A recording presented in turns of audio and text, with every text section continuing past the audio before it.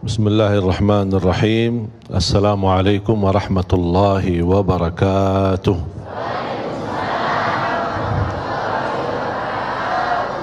Alhamdulillahi rabbil alamin. Ashhadu an la ilaha illallah wa ashhadu anna Muhammadan abduhu wa rasuluh. Allahumma salli wa sallim wa barik ala sayyidina Muhammad wa ala alihi wa sahbihi wa man tabi'ahum bi ihsanin ila yaumiddin. Allahumma 'allimna ma yanfa'una wanfa'na bima 'allamtana wa zidna 'ilman wa tuqa. Istiqamah bisa dikatakan susah-susah, gampang-gampang, gampang susah juga. Sebenarnya ini tergantung pemahaman kita. Orang banyak yang menartikan istiqamah adalah kita mampu menjaga kebaikan itu tanpa kita ada rasa hambatan atau terputus. Dan saya ingatkan hadis Rasulullah sallallahu alaihi wasallam, kalau kita mampu terapkan dalam kehidupan kita, insya-Allah kita akan mampu membawa istiqamah.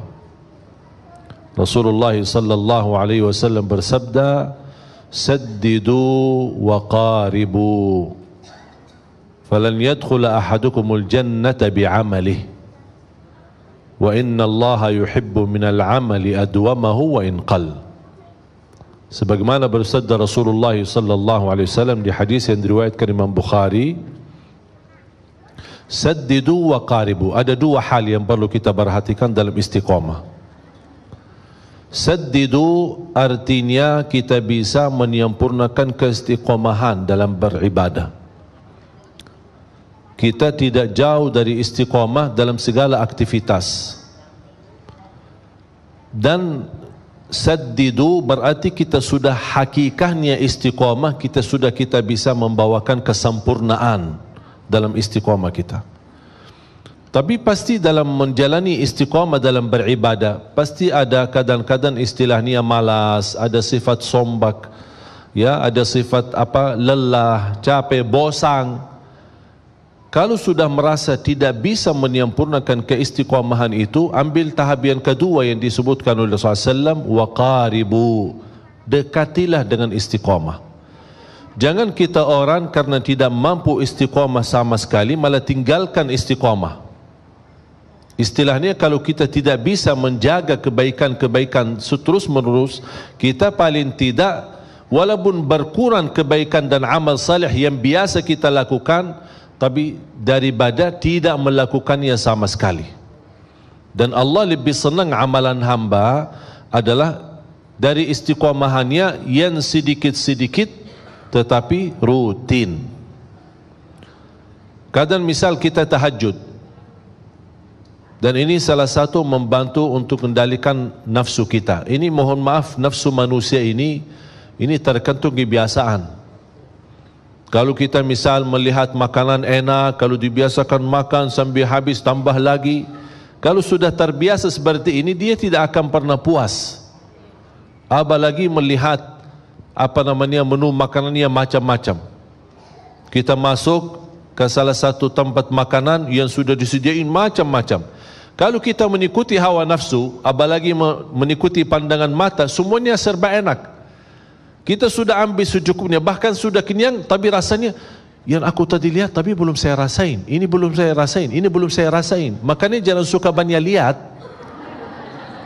Syukuri yang sudah ada, nikmati yang sudah ada. Makanya ketika ada banyak menu makanannya, saya tidak suka lihat. Saya suruh orang yang pendamping saya, ini ambil yang cukup. Saya makan, habis pulang, sudah selesai. Tapi kalau saya lihat, masih kepikiran terbawa. Ini ya belum saya rasain, gimana enaknya? Enak. Padahal sudah kenyang.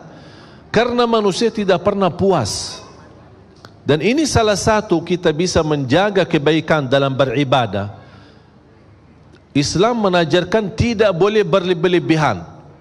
Kadang-kadang kita maksa, kita ingin misal tahajud. Kalau tidak bisa tahajud seperti rutin kita, misal 11 rakaat atau lebih atau panjang, ada satu malam kita merasa, hari ini saya lagi galau ya, capek, ada urusan membuat saya beban fikiran. aku kayaknya malas tahajud. Daripada tidak tahajud sama sekali, paling tidak 2 rakaat. 2 rakaat. Kalau tidak mampu 2 rakaat mengangkat kesusahannya, mengangkat masalah yang kita hadapi, paling tidak meringankan masalah. Itu yang disebutkan waqaribu, mendekati dengan istiqamah. Ada ikhtiar, ada upaya.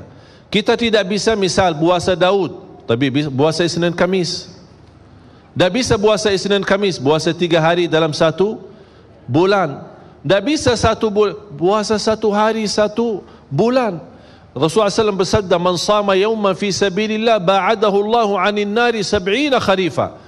Karena inti daripada puasa adalah benar-benar puasa lillahi ta'ala, imanan wa ihtisaba, percaya, beriman kepada Allah, menjalankan ibadah puasa dan mengharapkan ridha Allah Subhanahu wa taala, dibalas kebaikan. Siapa yang tidak harap dibalas kebaikan oleh Allah Subhanahu wa taala?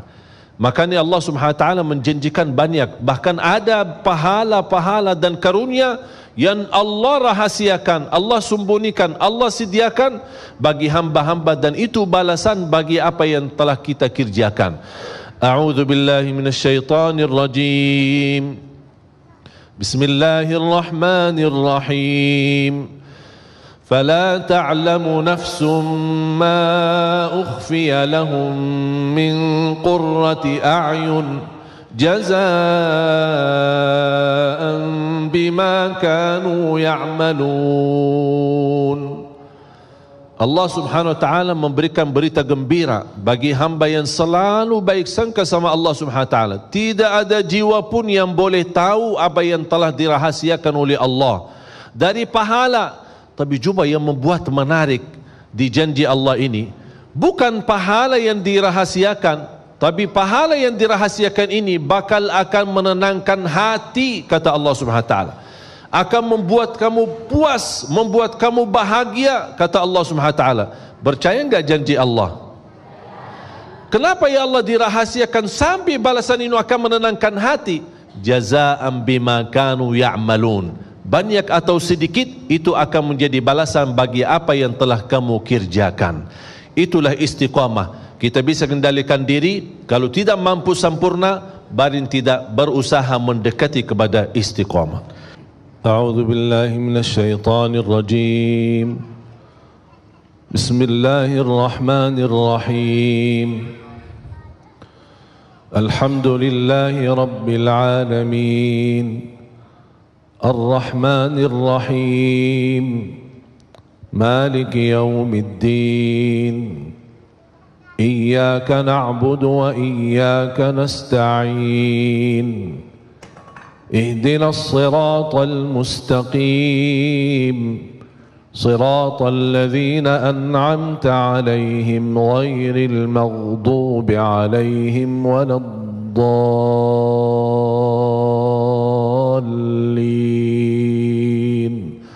آمين.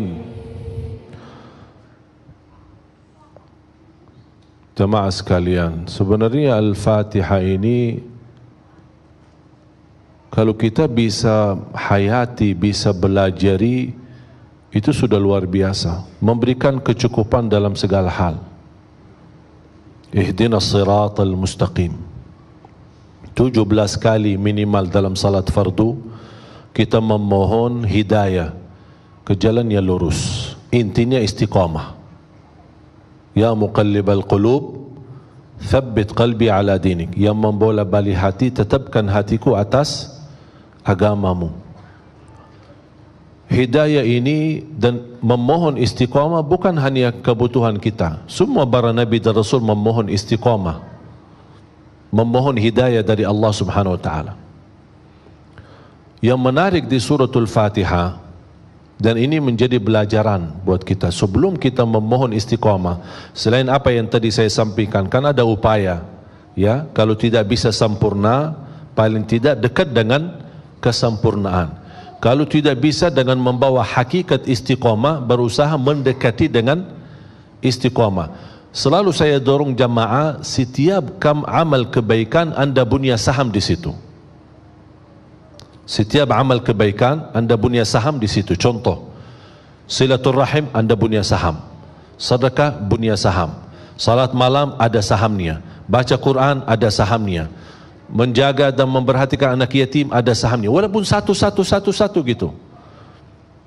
Karena ini salah satu upaya dan ikhtiar. Kita tidak tahu di mana Allah Subhanahu wa taala rahasiakan ridhanya di dalam amal salih.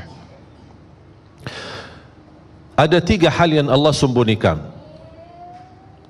Allah sembunyikan keridhaannya di dalam amal salih. Kita tidak tahu di mana amal salih yang ada di dalamnya ridha Allah. Barang siapa yang melakukannya dapat ridha Allah.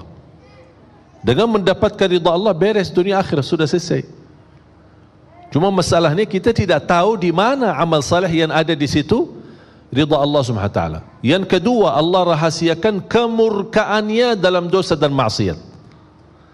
Kadang-kadang orang satu kali berbuat dosa tapi bisa menjadi celaka dunia akhirat, na'udzubillah. Karena dia kena kemurkaan Allah di saat itu.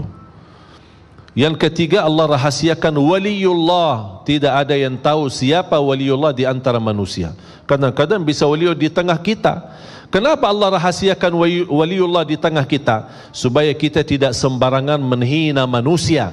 Bisa jadi anda salah menghina waliullah. Makanya kita belajar menghormati semua manusia. Dia tukang sapu, tukang sampah, tukang apa, kita tidak tahu. Barangkali dia waliullah. Karena bisa mendapat darajat waliullah itu bisa dengan satu kebaikan yang dia lakukan, Allah angkat kemuliaannya. Allah angkat darajatnya menjadi mulia di mata Allah Subhanahu wa taala. Makanya jangan kita sembarangan menghina orang. Kembali lagi, kebaikan dan keridhaan Allah dalam amal salih. Misal contoh, wanita yang kita semua hafal kisahnya, yang tidak pernah berbuat kebaikan, hanya satu kali dia memberikan air minum kepada ekor anjing. Allah SWT melihat perbuatannya, Allah syukuri perbuatannya, Allah ampuni dosanya, Allah masukkan dia dalam surga. Itu yang disebutkan oleh ulama. Ternyata ketika dia beramal salih di situ kena ridha Allah Subhanahu wa taala. Ada di antara kita yang bisa mendapatkan ridha Allah di dalam salat malamnya. Makanya kembali jamaah sekalian, setiap amal salih anda punya saham. Tapi di antara amal salih, mana yang kira-kira kesukaan hatimu?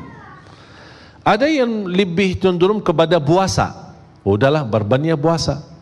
Ada yang merasa lebih banyak aku suka tahajud. Udahlah, berbanyak tahajud. Tapi jangan lupa, di amal-amal salih yang lain anda punya saham walaupun sedikit. Contoh, sedekah walaupun 5.000 sehari, walaupun 1.000 sehari, walaupun seperak sehari.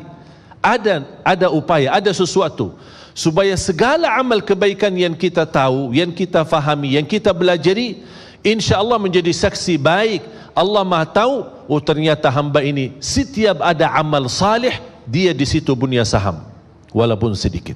Itu yang disebutkan sedikit tetapi istiqamah, lebih disukai dan dicintai oleh Allah Subhanahu wa taala. Makanya jamaah sekalian, semakin kita memahami istiqamah dengan pandangan mudah, insya-Allah bakal mudah.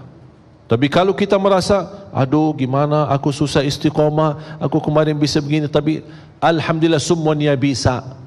Yang tidak bisa banyak, paling tidak jangan tinggalkan semuanya. Hafal tolong kata ini. Kalau tidak bisa semuanya, jangan tinggalkan semuanya. Istilahnya, aku nak bisa tahajud, capek. Dah usah, dah apa-apa. Dah bisa lama-lama, panjang-panjang, 2 rakaat.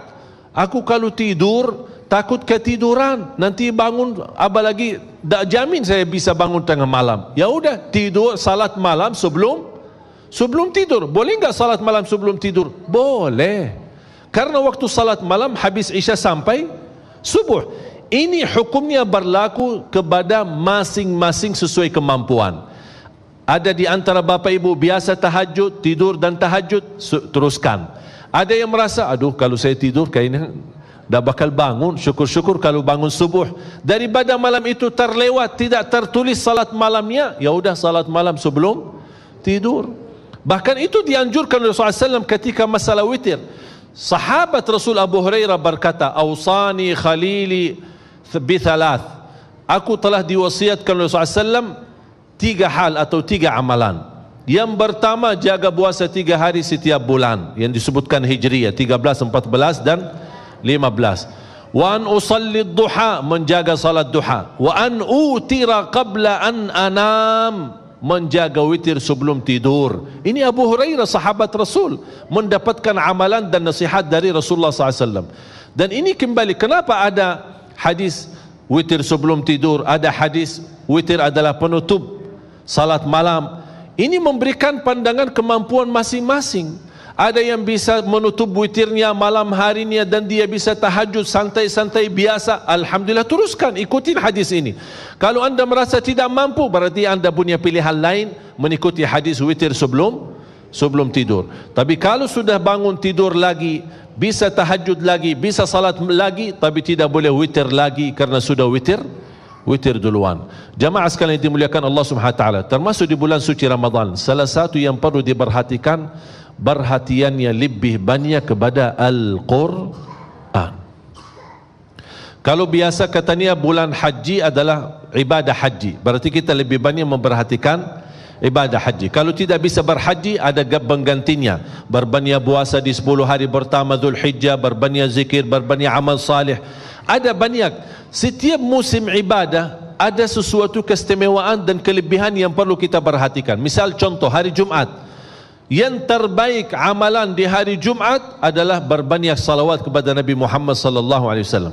Berarti boleh enggak saya subhanallah walhamdulillah wa la ilaha illallah wallahu akbar? Boleh saja. Tapi tolong lebih diperhatikan berbanyak salawat kepada Rasul di hari Jumat dan malam Jumat. Mengapa? Karena itu berpesan atau permintaan dari Nabi Muhammad sallallahu alaihi wasallam. Di bulan Ramadan lebih banyak perhatikan Al-Quran. Cuba sekarang kita tanya diri masing-masing, berapa banyak kita baca Al-Quran sehari? Saya membaca, memperhatikan berjam-jam. Ketika saya membaca Imam Syafi'i mampu mengkhatam Al-Quran 60 kali sehari. 60 kali di bulan Ramadan, berarti dalam sehari berapa kali? 2 kali, bayangin. Saya pernah menghitungkan kira-kira berapa kita mampu mengkhatam Al-Quran dalam sehari. Dibutuhkan 8 sampai 10 jam, bisa khatam 30 juz dalam sehari. Itu bagi orang yang cukup lancar. Kalau yang berbata-bata, wallahu alam, mungkin bisa habis umurnya, belum tentu habis baca Al-Quran. Ya, tapi ini kembali, jangan karena berbata-bata tidak baca Al-Quran, justru baca. Karena ada janji Rasulullah SAW memberikan pahala, sebagaimana Rasulullah SAW bersabda, "Walladzi yaqra'ul Qur'ana wa yatata'ta'u fihi." Sambil bahasanya dalam hadis, yatata'ta'u, berat membaca. Dia takut salah karena dia tidak pernah dipimpin bacaannya, tidak pernah diarahkan bacaannya. Dia hanya sesuai kemampuan, dia ingin menunjukkan kepada Allah yang terbaik. Tapi dia tidak mau menjadikan alasan, walaupun saya belum ada guru yang bisa memimpin saya, tapi ada minat untuk membaca Al-Quran. Niatnya begitu ada kesempatan belajar, saya bakal belajar. Bukan niatnya mau terus salah. Ketika ada kesempatan belajar, oh dah, aku sudah begini aja, dah mau belajar. Oh, ini yang bermasalah. Tapi tetap dia ada upaya ingin belajar dan terus memperbaiki bacaan, Allah akan berikan 2 pahala. 1 karena dia mau baca Al-Quran, yang kedua karena kesusahan dan kesalahan yang dia hadapi dalam membaca Al-Quran. Begitu luar biasa indahnya kita bersama Al-Quran di bulan suci Ramadan. Assalamualaikum. Bersama Saling Sapa TV.